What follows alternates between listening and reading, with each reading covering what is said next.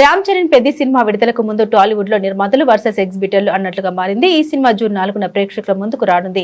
ఈ నేపథ్యంలో Telangana exhibitors association నిన్న కీలక నిర్ణయం తీసుకుంది. సింగిల్ స్క్రీన్లలో పర్సంటేజ్ విధానానికి అంగీకరించిన నిర్మాతల సినిమాల్ని ప్రదర్శిస్తామని ఎగ్జిబిటర్స్ అసోసియేషన్ ప్రకటించింది.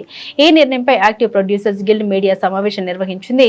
రవిశంకర్, ఎలమంచిలి, నాగవంశీ, సాహు, గారపాటి, సతీష్ కిలారు తదితరులు ప్రెస్ మీట్ లో పాల్గొన్నారు. చిత్ర పరిశ్రమలో ఎగ్జిబిటర్లతో పాటు నిర్మాతలు, డిస్ట్రిబ్యూటర్లు కూడా ఇందులో ఎదుర్కొంటున్నారని వారు పేర్కొన్నారు.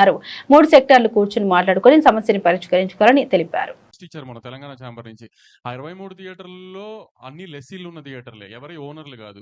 ఇప్పుడు వీళ్ళందరూ మాకు నష్టాలు వస్తున్నాయి, లెస్సీలు చెప్పేది ఏంటి, వీళ్ళందరూ మాకు నష్టాలు వస్తున్నాయి కాబట్టి మీరు పర్సంటేజ్ చేయాలంటున్నారు. నష్టాలు వస్తున్న వ్యాపారం ఎవరు చేయమంటున్నారు? వాళ్ళని మేము థియేటర్లు వదిలేయమని అడుగుతున్నాం.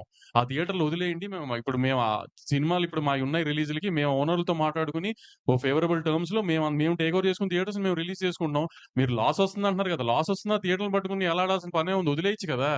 అంత త్యాగాలు చేయాల్సిన అవసరం ఏం లేదు కదా, వదిలేయచ్చు కదా థియేటర్లు. మరి లాస్ రాకపోతే ఎందుకు పట్టుకుని ఎలా ఆడుతున్నారు థియేటర్ని?